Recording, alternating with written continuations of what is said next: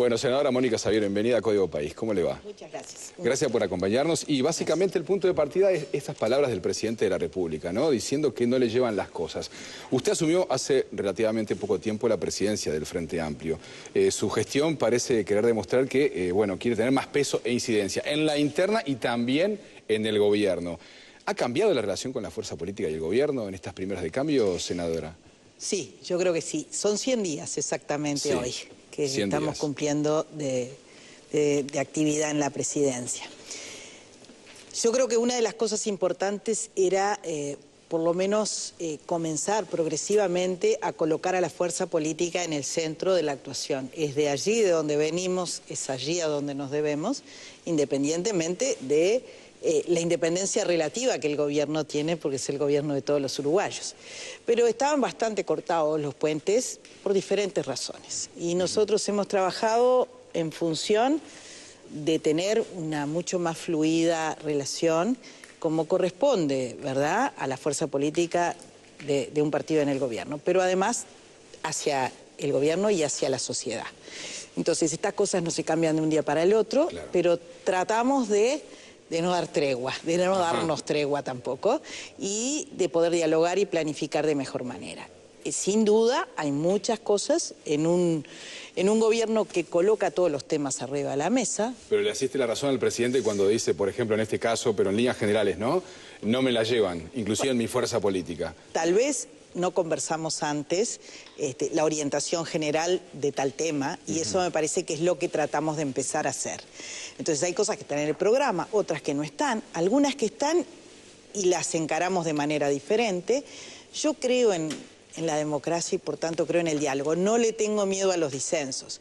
Lo que sí, uno trata de no pisarse a uno mismo, ¿no? Y no obstaculizar la fluidez de un gobierno que, bueno, tiene 5 años y 5 años son pocos. ¿Es fácil llevar la relación con un presidente como Mujica que todos los días tiene una idea diferente?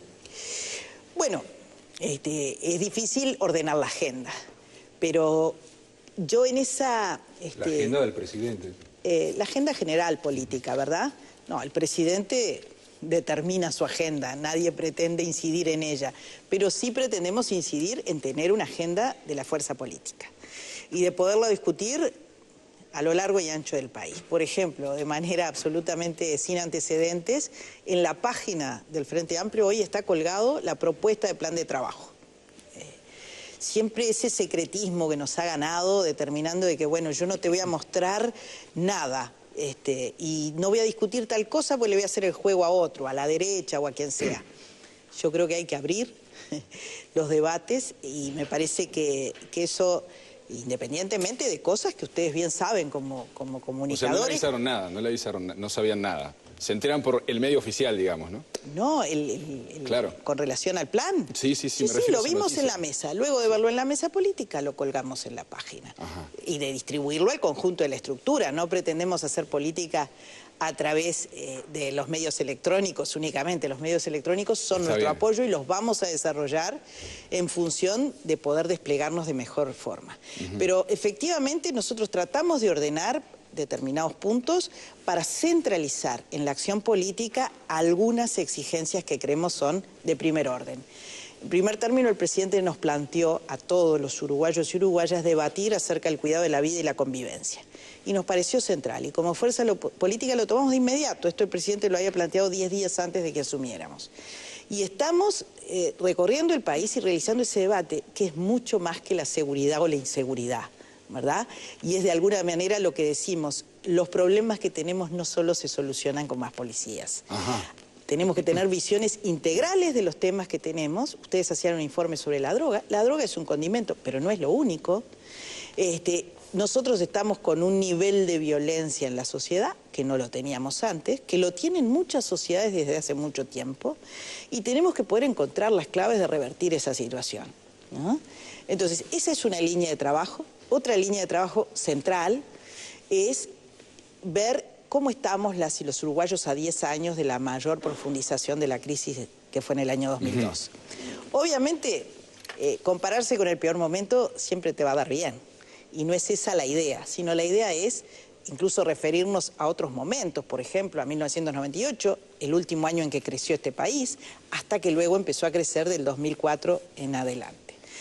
Y ver en qué claves se salió en los avances que el país puede mostrar en diferentes áreas. Y sin duda que se sale en clave de democracia, en clave de participación, en clave de respeto de derechos. Entonces nos parece que esto es comenzar un debate político que la fuerza política había perdido, training, un recorrido con su propia militancia y con la ciudadanía en general, que es imprescindible y fue siempre la modalidad del Frente Amplio, pero el esfuerzo del gobierno nos había desviado la atención a todos.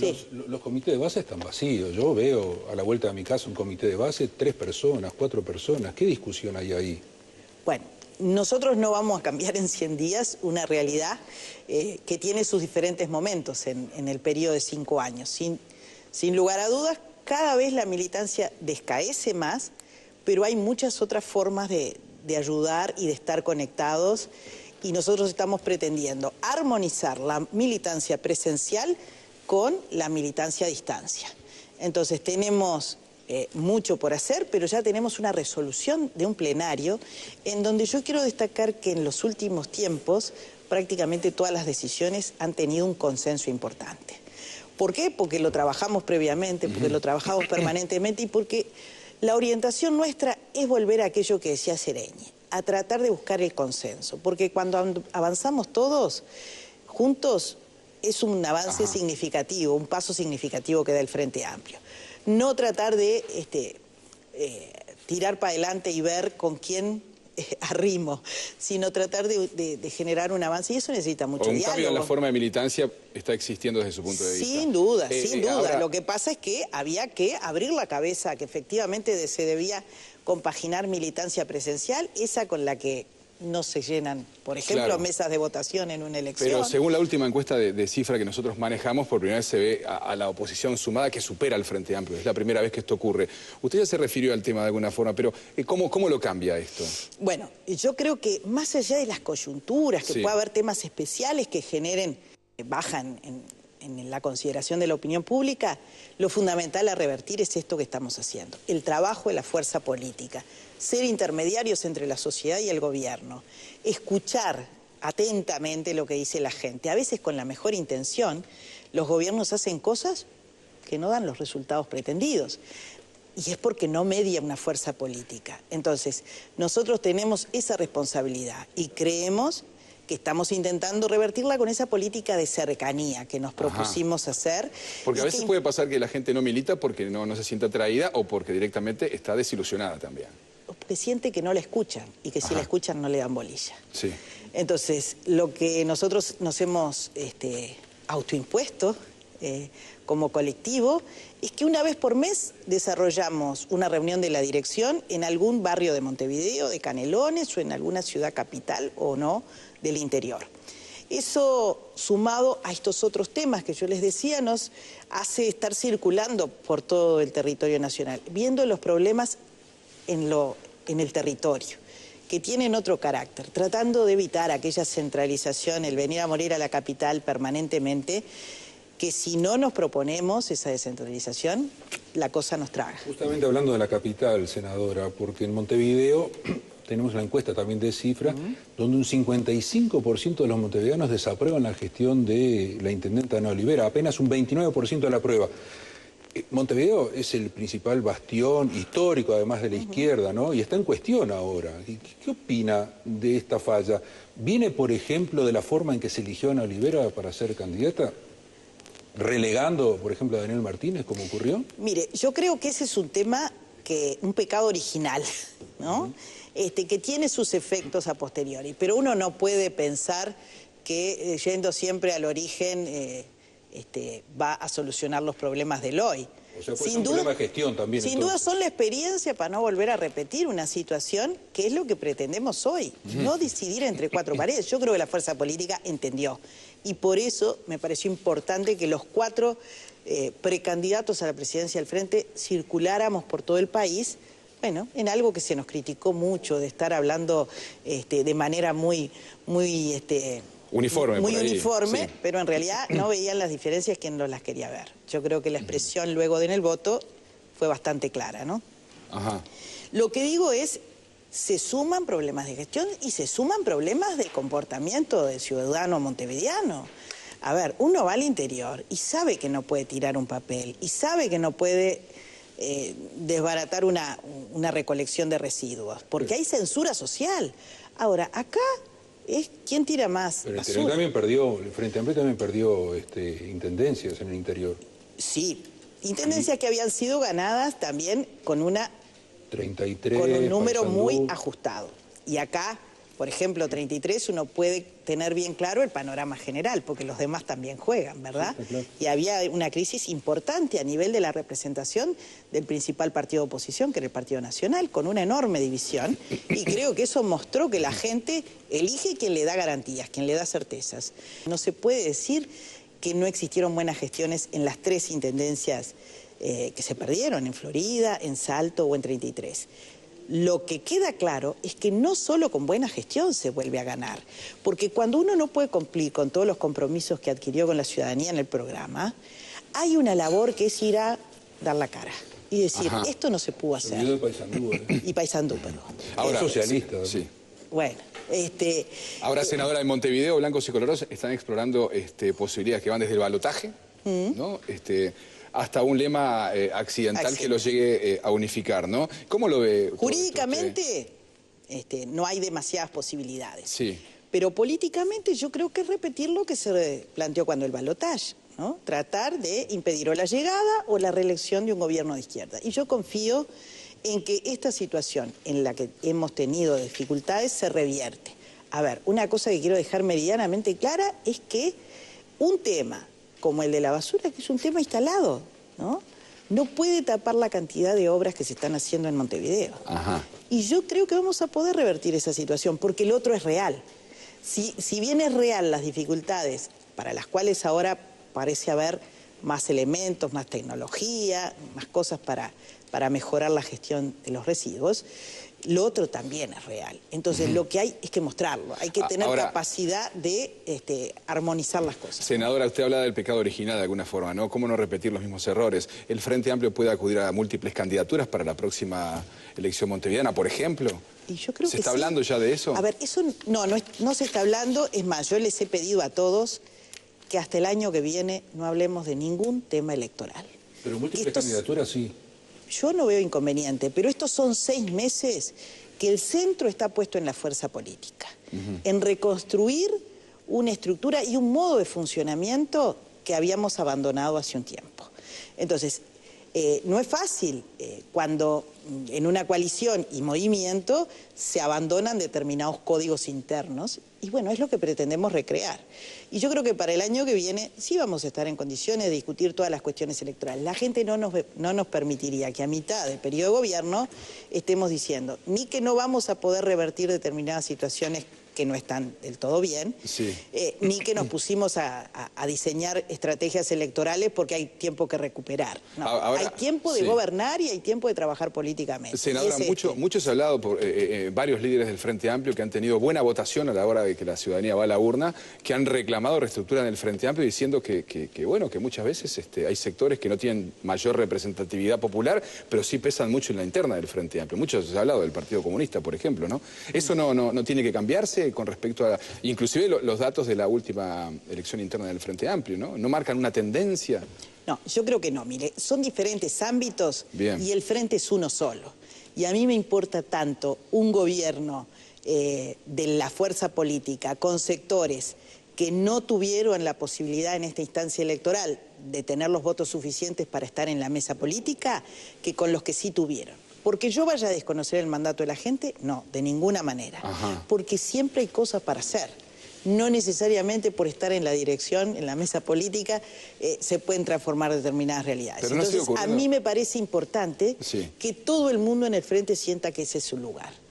Ajá, y creo que eso se había perdido. Claro, pero no sigue sucediendo que ocurren sectores minoritarios unidos tienen tanto peso como un sector como puede ser. No por el momento. El suyo, no está ocurriendo No por eso. el momento porque estamos discutiendo lo suficiente. Plenario y Congreso, por ejemplo. Bueno, el Congreso lo tenemos el año que viene. Sí. Yo estoy tratando de imprimir la vuelta a ese consenso, que obviamente no es para deliberar ilimitadamente, porque los tiempos de gobierno no le permiten a la fuerza política seguir sin edil las discusiones, pero sí una búsqueda de consenso. Y cuando no hay consenso en los tiempos necesarios, una mayoría que determine las decisiones que se deben tomar.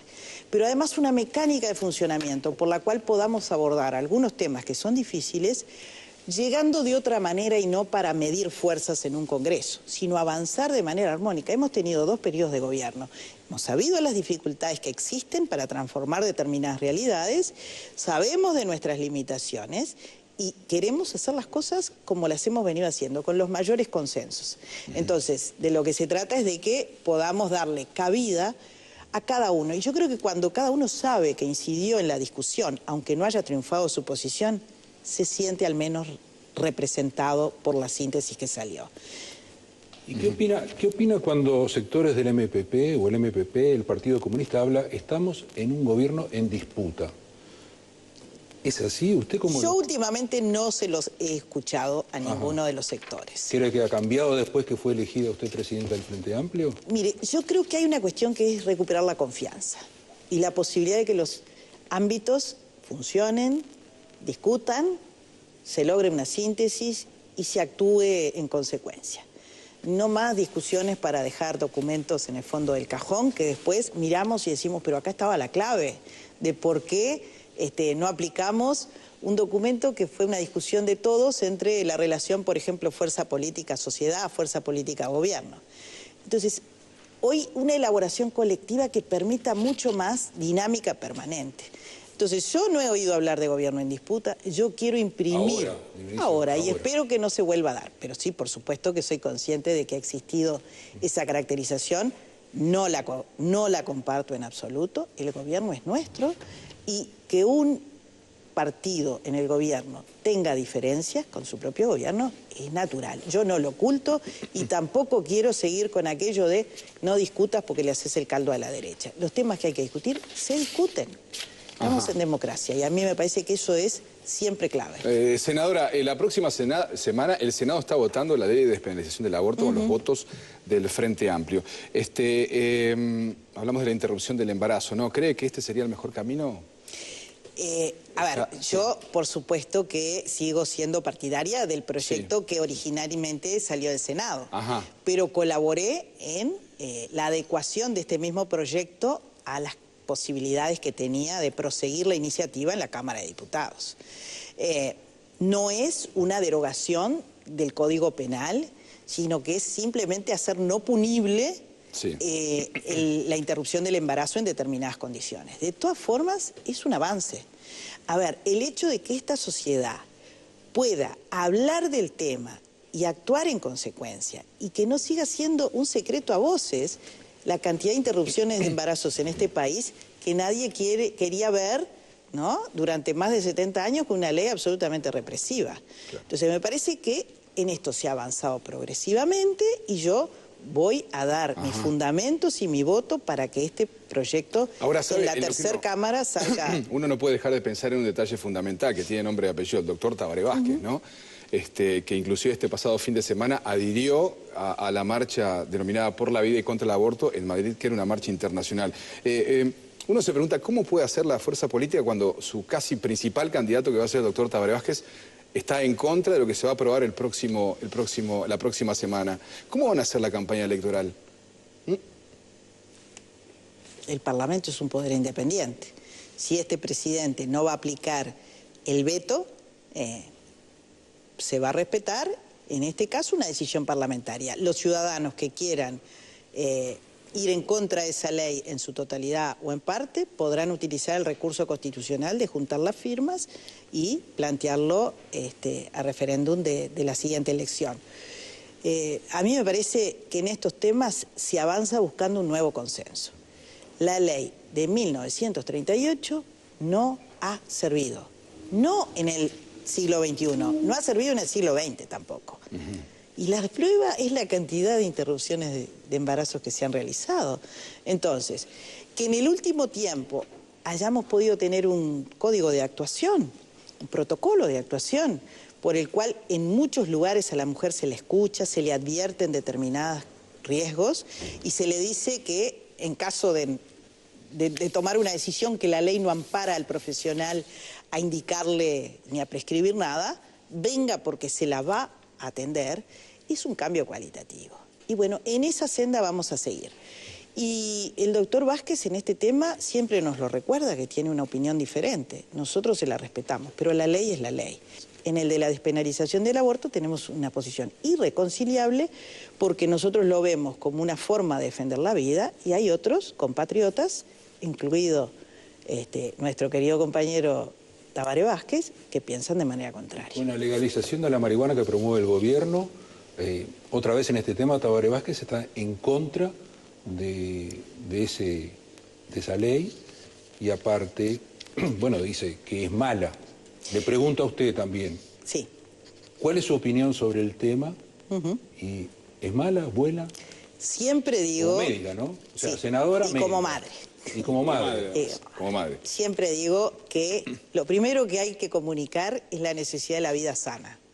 En materia de alimentación, en materia de cuidados, de deporte, de actividades recreativas, culturales. Ese es el primer mensaje, y sobre todo para las generaciones más jóvenes. Ahora, yo tengo que admitir que la decisión de penalizar las drogas sin discriminar no ha prosperado como solución en ningún lugar. Y tengo que admitir que nuestro país está viviendo un acoso del narcotráfico que otros países lo han sufrido y lo siguen sufriendo de manera letal. Entonces, tengo que buscar alternativas. Y la alternativa de no vincular la droga al dinero, como es la del autocultivo, bueno, es una senda. O la alternativa de separar los mercados, pasta base, con lo dañino que es de la marihuana que tiene otros usos, es otra alternativa. A ver, yo he visto en muchos países la posibilidad de que en un ámbito socio-sanitario se le dé una droga menos dañina a alguien para desintoxicarlo. De manera ambulatoria, con sus periodos de internación, pero también un mantenimiento de manera ambulatoria. En el marco de otras cuestiones sociosanitarias. Yo creo que hay que explorarlo. Me parece que tenemos que afinar mucho la discusión, pero creo que hay que... No hay más remedio. O sea que sí, pero voy a discutir y voy a escuchar, mucha búsqueda de consenso, porque creo que es un tema en el que estamos innovando. ¿Cómo hace con los menores de 18 años que son los que no pueden acceder a la marihuana? Y acá se comienza a consumir a los 15 años, según datos oficiales. Sí, bueno, ese es uno de los puntos en la búsqueda de consensos. ¿Cómo se controla? Porque esto no es una legalización. Va a atacar allí. Sin duda. Esta no es una legalización para estimular el consumo es una legalización para no penalizarlo igual que otras drogas y buscar esa separación. Entonces, acá no hay un tema que sea fácil de solucionar. Lo que sí que el Parlamento está buscando los mayores asesoramientos con expertos que son controversiales. Hay gente que dice es un disparate, no se sale de una droga dura con una droga más blanda, y otros que dicen, por supuesto, estrategia de reducción de daños, la aplicamos hace años y ojalá se nos diera un marco legal con posibilidades de no correr los riesgos que se corren. Senadora, rúbricas finales, ¿no? Sí. Pero le queríamos preguntar su opinión con respecto al conflicto de los cirujanos. Usted que además de senadora es doctora, ¿no? Parece que el conflicto no termina. Ahora, en las últimas horas, la Sociedad de Cirugía decidió que los 44 cirujanos renunciantes a las emergencias en los hospitales públicos tengan prioridad para recuperar los cargos, a pesar que el gobierno es un llamado abierto, ¿no? Y si se presenta algún cirujano fuera de los 44, bueno, podría ser sancionado como falta grave. ¿Cómo lee esto? No se puede. ¿No le parece que...? Es un exceso. Yo lo leo como un exceso. Sí, a ver, ha habido desde el punto de vista de la recuperación salarial y de condiciones de trabajo en la salud, claros avances. Hay que tener idea de conjunto, ubicación del interés nacional, y yo creo que hay sectores que tienen que reconocer que no pueden ser siempre los que estén exigiendo, que hay varios en la fila, y que por tanto el gobierno lo que tiene es que poder administrar demandas que muchas veces son legítimas y en otros casos, aún legítimas, no se está en el lugar en donde se pueda darle satisfacción y hay que esperar por otros. Me parece que este es uno de los casos. Hay muchas áreas en las cuales la población uruguaya sufría demandas de hace mucho tiempo y sin embargo mis colegas no tienen la actitud de poder solucionar los mismos. ¿Corporativismo médico entonces se puede hablar? Sí, intereses corporativos. Yo estas cosas las llamo por su nombre. ¿Y hay otros en la salud, siempre lo dijimos, en la salud los intereses corporativos, económicos, financieros, van a ser de esta reforma la reforma más difícil. Y bueno, yo creo que se ha avanzado, que hay algunos aspectos en los que no se avanzó lo suficiente, e incluso se puede haber retrocedido, pero estaba dentro del presupuesto de una reforma que tiene que tener muchos componentes y sin duda creo que pisa más callos que una reforma tributaria. Senadora, el tema de Pluna, hay interpelaciones que se vienen y la oposición que hace referencia a desinformación y ocultamiento sobre el tema. ¿Qué comentario le merece? Que en estos temas nosotros hemos definido claramente en 2 comunicados que salieron por unanimidad en la mesa política. Lo primero es recuperar el patrimonio, la conectividad y las garantías a los trabajadores. Son 3 temas que para nosotros son esenciales. Confiamos en la honorabilidad de quienes han venido llevando adelante estas negociaciones y entendemos, hay cosas que son negocios entre privados y no se le puede reclamar al gobierno que dé explicaciones. Y estamos en un momento muy delicado. Realmente una interpelación, cuando todavía no se ha definido ningún curso, me parece un riesgo que lo cobre el país. Senadora, ¿y qué se trajo de Venezuela? ¿Qué le pareció lo que vio? Yo le quería preguntar básicamente, ¿trajo algún acuerdo, algún comentario sobre Pluna, por ejemplo? No era la finalidad. Yo iba como acompañante electoral. Ese es el término previsto en la ley, con determinadas competencias que tienen que ver con el desarrollo del acto electoral. Quedé gratamente impresionada por muchas cosas. El sistema automático es un sistema absolutamente garantista. Y veía en las cadenas y en las redes algunas cosas que no tenían sentido. Como que se decía que se podía votar 2 veces. No hay chance de votar 2 veces. Es más, siguen existiendo correos y cuestiones que dicen que hubo un gran fraude. A ver, un fraude con 1 millón de votantes no es fácil de hacerlo, ¿no? Pero además las mesas y todo el sistema electoral implica una participación ciudadana que es realmente admirable. Uno puede criticar la veda porque para nosotros no sería veda, ¿verdad? Sí. Y esos criterios que el gobierno tiene, bueno, son muy diferentes a los nuestros. Sí. Pero desde el punto de vista de la participación ciudadana y del involucramiento, se pasó de 25-30% en una elección que no es obligatorio a un 81%.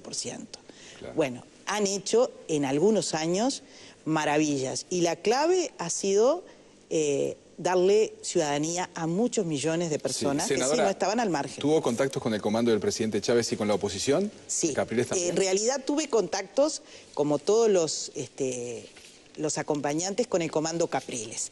El comando Chávez no pudo asistir en el tiempo que estaba previsto que nos reuniéramos con ellos. Pude tener reuniones individuales con algunos de sus integrantes y bueno, fue una experiencia de la cual así realmente quedo muy conforme porque no es fácil a 14 años de gobierno ganar con un margen de 10 u 11, ganar en 21 de los 24 estados. ¿Y con qué expectativas se queda ahora? ¿Podrá haber más diálogo entre oposición y Chávez? Por lo menos los discursos dejan ver mayores posibilidades. Y bueno, está esta elección presidencial, pero en diciembre tienen elección de gobernadores y en abril, marzo o abril tienen otra instancia electoral porque tienen diferentes niveles de gobierno. Y yo realmente creo que hay sectores que están confrontados, pero no es el conjunto del pueblo.